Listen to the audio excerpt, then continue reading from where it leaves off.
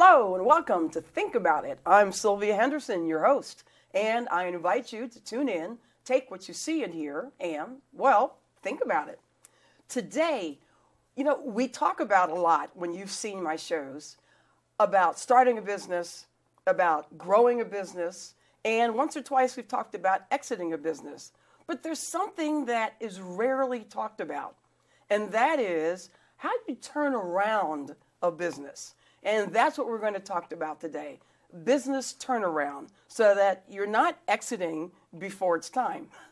And my guest is Ines LeBeau, and she is a turnaround specialist. And I'll let her say what her official company and title are. But I want to welcome you, Ines, to Think About It. Well, thank you, Sylvia, for having me. And the name of my company is Enterprise Transformation Solutions. And we came up with that name because we deal with commercial enterprise customers who are in need of transformation, turnaround, re-engineering, and are looking for solutions to improve their profitability. And I find the name with the transformation in it interesting because I'm around a lot of coaches and consultants for whom transformation is the personal transformation. It's the transforming from within. And that's kind of what you do with the businesses, though, too, right? Transform from within. We transform within. So one of the key components of doing a transformation is employee transformation. And so it's one of the things that we're going to really be talking about in great detail. All the literature that is out there in regard to what makes a company successful, right? They talk about, products, they talk about sales, but they rarely talk about the employees because your company are your employees in the company, right? And so I recently came across an interesting quote which said that your customers will not love your company until your employees love it first. Okay. So how do you make that happen, right? So you have to first look at the strategy of your company, and you need to take a look at what your goals and objectives are, and you need to get now, once you do know what your narrative is, what is it that you're going to be delivering, whatever that is to your customers. Now what you need to be doing is communicating with your employees. It's rare that when you go into a company and you ask an employee across the board, right, what is it your company does? Yeah. And everybody doesn't have the same narrative, or they know that they come in the morning and they sit in their cube and they're doing their particular function. But how does that function fit into the big picture of the company? What is critical here is for the employees to understand holistically how they fit into the puzzle of what this, the company is. And it's been found, the data and the statistics show that if employees are engaged and employees know what the strategy is of the company and how they fit into it, that their job is critical, that productivity is improved by 22%, revenue is improved by 21%, and customer satisfaction is improved by 23%. Because now when they are interfacing with the customers, when they are speaking on the phone, when they're talking to the customers, they can passionately be able to understand what it is the company's about, right? And that happens rarely. Wow. Now, Harvard just did a business study, Harvard Business Review, and they said that 65 to 70% of all working Americans in the country today are dissatisfied with their job. Man, it's a lot. This all plays, it all comes around. And the reason is Now, you would think, oh, it's because of money, right? People right away always think That's it's actually one of the least motivators from what I know. exactly.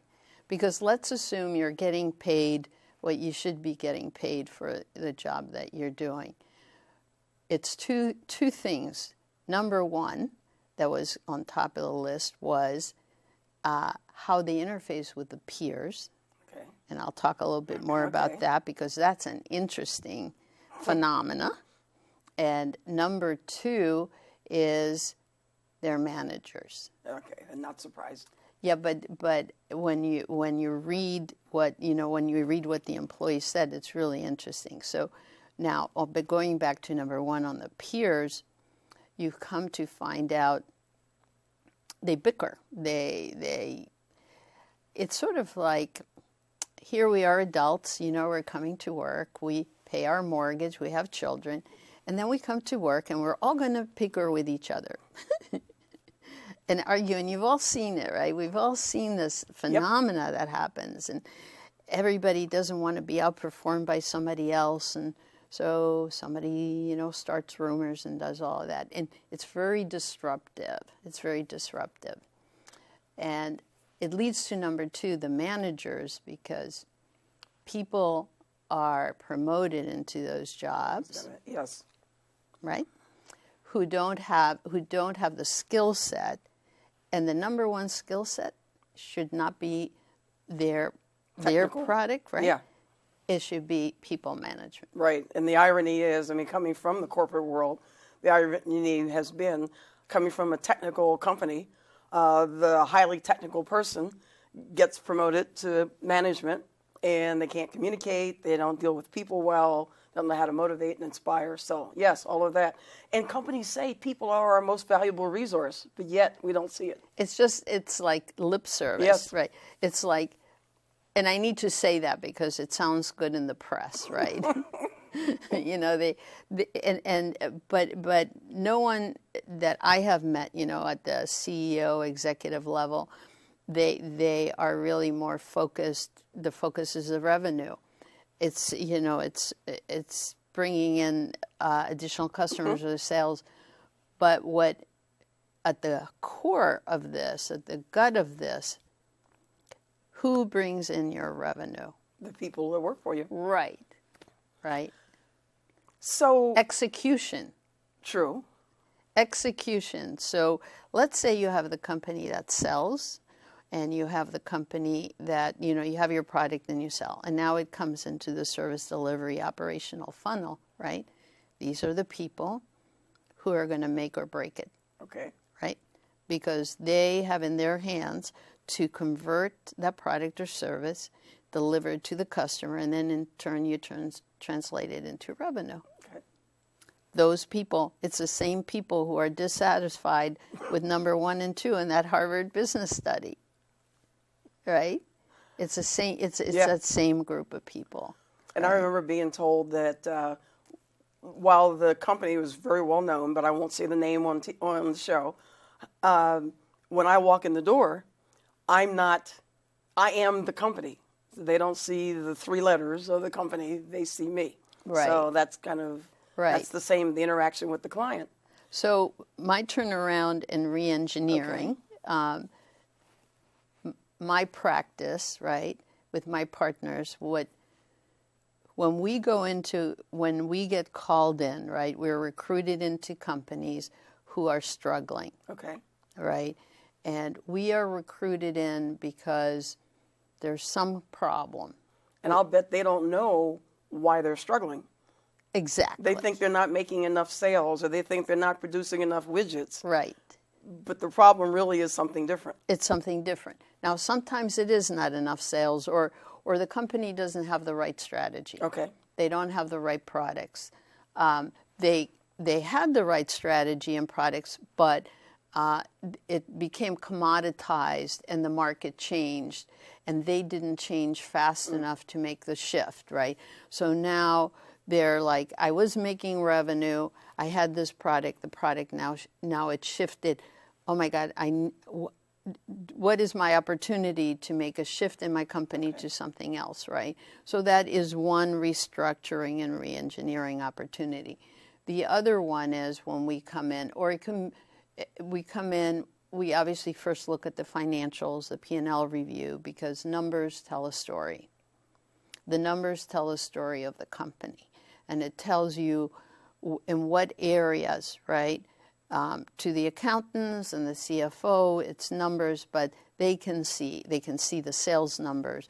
They can see the billing. So if you're looking at that line item billing and you're not billing, then you know there's something going on in operations if your sales numbers are up, right? So we go in and we do an assessment. We have diagnostics, right? We have diagnostics for the sales, the products, and marketing, and for the people. It's our most important diagnostic because we want to know, do they understand the company strategy? Do they know what the goals are? What is their job? What is their skill set? What is expected of them, right? It's very important to find out, how do you feel about your company? How do you feel about your manager? Do you feel you have the tools and the training, right? Do you feel you're being paid, for the responsibilities that you have? Okay. So I'm thinking, but to fix people, I mean, that's an attitude. It's something that they have within themselves. So how do you go and fix the people? Okay. All right. That's a really good question, right?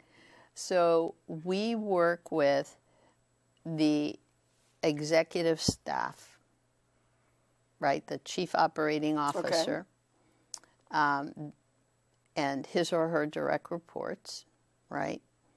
And they have to be involved from day one. We do a assessment. We call it a SWOT, right? Strengths, weaknesses, right, opportunities and risks for every single employee. And they need to first do the assessment. Okay. And the next step is to meet with every one of the employees. Wow. Right. But we do it with that executive manager so that the employee does the assessment, their executive does the assessment, and then we take a look at where are the discrepancies between the two, and I'm sure there's this you can monster see it. gap. You can see it. Yeah. Now we put together individual plan for every single person, and then part of our implementation is we work with the executive for the executive to start. We put a plan together for every person. And the executive, and we follow up, and we have action items for the executive, and we meet with them, twice a week, 8 hours a week. It's intense. Okay. And the people need to. I have found that when the employees are starting to get involved now, we involve them, and we start talking to them with their management team about what the company really is, what the strategy is, and they start feeling a part of it. Okay. People come to work and they want to be part of a community. It's not like they get up every day and come into work and go, oh boy, how am I going to screw up today, when I get to work, right? So this sounds like it's more than just therapy. Having therapy, but having the vision on every door and every wall that, it's more than that. That's not our practice, right? My company's practice is a hands-on, but here's the thing. Number one. Okay. You have to want to change. Yes, You know what it's like? It's like when you go into personal therapy. By the time when you go to, finally you realized you had a problem. This is my best analogy. Okay. You have a problem, right? We're going to have to take a break in a second, so go ahead, finish. You have a problem. You're going to, you decide, okay, I need help. Yep. Now you're getting help. But you have to really want that. Yes, and now to let that help come in and do its thing. Right. Okay. when we come back, we have to take a quick break. Time goes so fast. I want to get into more how do you know? It's not easy. You already said turning around is not easy. I want to dig into that a little bit more and then talk to the single solo business owner about how they need to turn around when they don't have a lot of employees. So with that, we'll be right back. I wish I was in school. If only I had a math test today.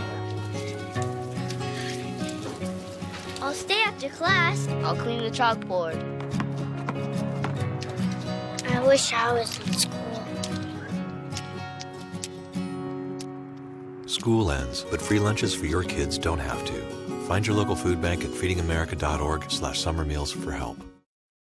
Hello, and welcome back to Think About It. I'm still Sylvia Henderson, your host, and we are still talking about business turnaround with my guest, Ines LeBeau. So, Ines, welcome back. Thank you. Not that we went anywhere. Yeah. But, so when I wanted to ask you after the break, we're talking about business owners.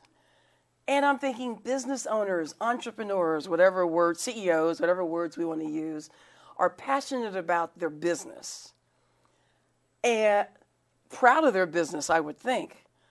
How hard is it for them to realize that they need to call someone like you because they need to turn things around? It is very hard. It is very hard for them to call for a variety of psychological reasons, right?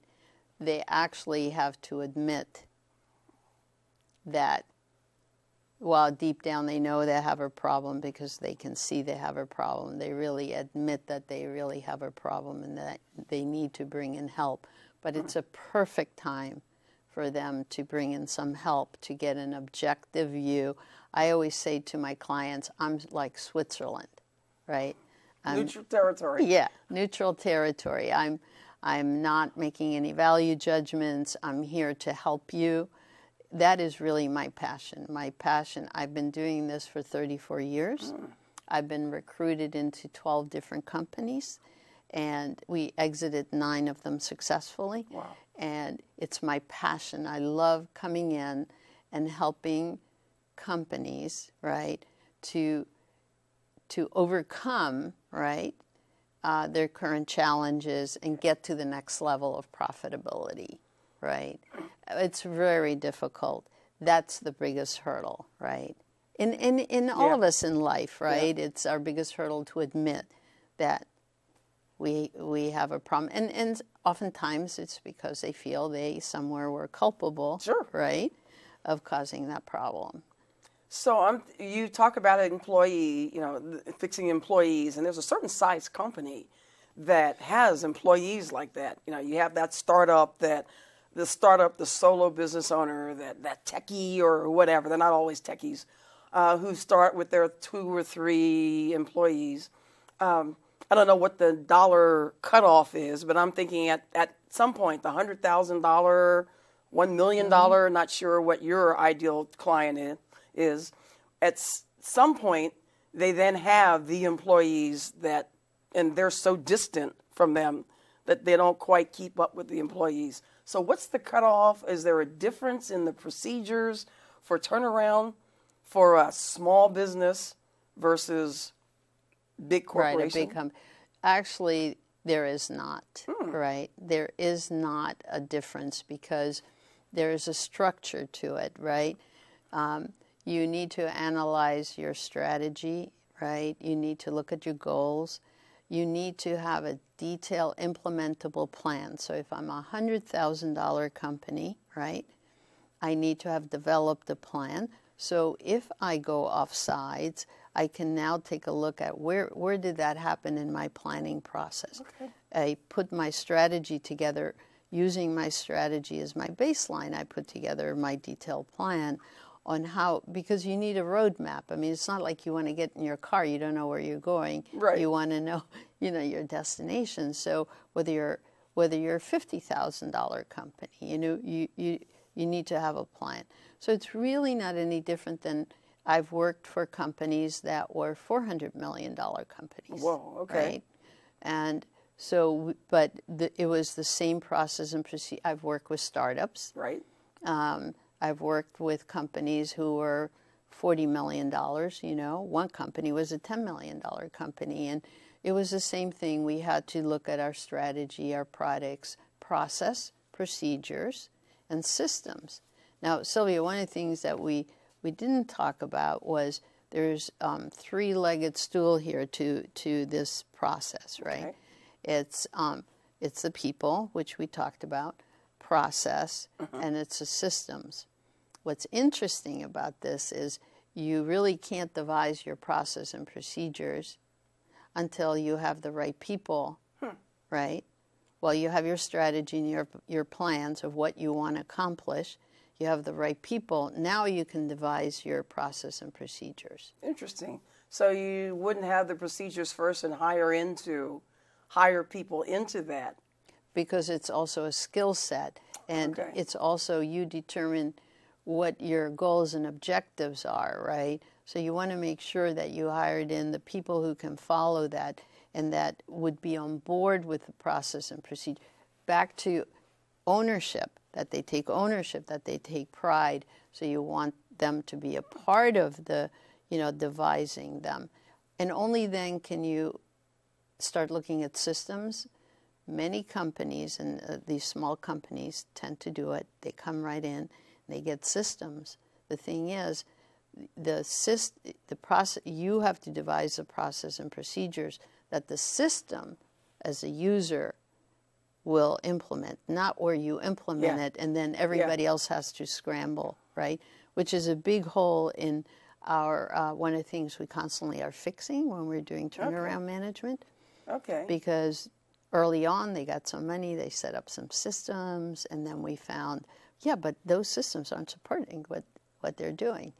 And it has to be flexible, right? So that as you change and you change your process, your systems can do it as well. And it sounds like that moves into, I know there's we talk about startup to growing a certain number, and then when you hit that number, you need to do different things in order to get to the next level. But really, it just sounds like it's just altering the system, altering the processes, but you're still doing the same, following the same process. Yeah, it's so basically, there is no magic fairy dust, right?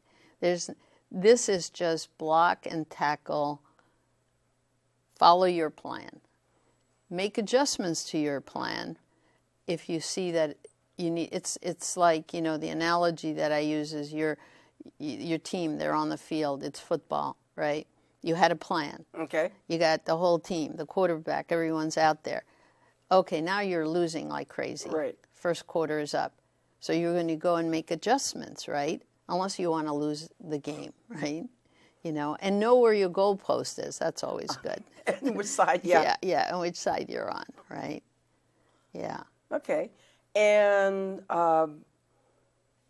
so, like you said, there's no magic fairy dust. No. And it sounds like this is a lot more than, hey, we come in, we say, put a foosball table there, have a snack machine there, and give them flex time. That there's more involved than that. Well, yeah. Because a lot of startups think, I'm going to be cool. I'm going to do these things I read about in the magazines. Yeah, no, I think we're, whatever your business, whether you're a startup, I can't say it enough, right? You have to have business strategy, business process and procedures. You have to have a plan. You have to know directionally where you're headed. Clearly, if you're a startup, you have to have a plan on how you're going to raise money, right? You should have done that at the beginning, I would think. Right. But I know. I'm a business owner myself. Yeah. Well, you start out and then go off. Yeah. And I mean, a lot of them, Sylvia, we're involved, in doing coaching, as you know, and a lot of them get family, friends, money. And now they're like, all right, we have money now. Now we're going to build a whole company, without giving thought to what's really required to get a company going and getting it set up. And it's no matter how little you are, how big you are, it's the same Yeah. process and procedures that you need in place. You And know. I read an interesting article in one of the entrepreneurial magazines. Again, I won't say the name of the magazine since they didn't sponsor this show, but a very well-known one. And they have a list of the 500 fastest rising companies every year. And the article, as I was preparing for the show, I read this, and it talked about how those who were in the 500 list a year ago, 2 years ago, several are failing miserably, quite a few, because they did that fast up, and then for many reasons that you've been talking about, now it's time to sustain and grow, It's and they're not making it. You know, at the end of the day, it's about having it all, having your plans and everything in place. I keep saying it because I can't so key. emphasize enough. But once you have that, it's execution. It's all execution. It's every day coming in and moving the bar a little more, a little more, a little more. And don't forget the customers. Yeah. Right? Don't forget the customers.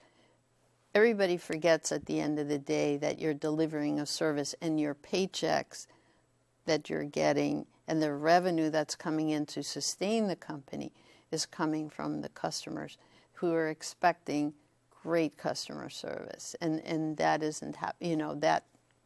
Right? We're always surprised when we get great service, unfortunately.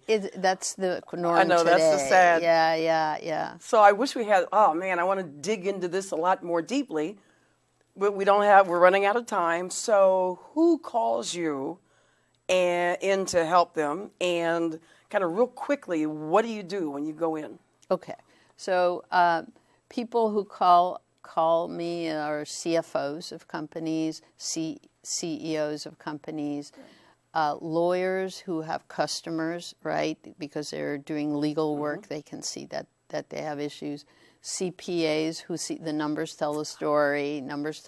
So that's critical. They call me when they actually talk to the clients to that's really good, because the CPAs in particular, they can see the areas and they talk to the owners or founders or whoever, venture capitalist people who have put money in to, private equity, who have investments. Yeah, and they want their investments. And they want their investments, right. And how do they reach you? They can, I have a website, transformationsolutions.pro, or email me, ilebeau@transformationsolutions.pro. Okay. I wanted to make sure that got in before we ended. Yeah. And so, real quickly, so they call you, you come in, you assess. I do an assessment, and we do our diagnostics, and we put a plan together, which we review, and then we do implementation. We monitor and manage the implementation, for the company. So you're with them the whole way. With them the whole way. We do not leave until. I can't do it. I can't leave. Ines, the time is over, so thank you so much for being my guest. Thank you. And I hope that you get that there are systems and processes that we need, whether we're startups or long-functioning large companies. And Ines, being a transformational specialist, is the person you want to call when you're feeling like things are going down and you're seeing things are going down and you need to have your business transformed. So thank you for watching. Think about it. I'm Sylvia Henderson, your host. And as usual, I invite you to tune in, take what you see and hear, and, think about it. Make a great day, and I'll see you next time.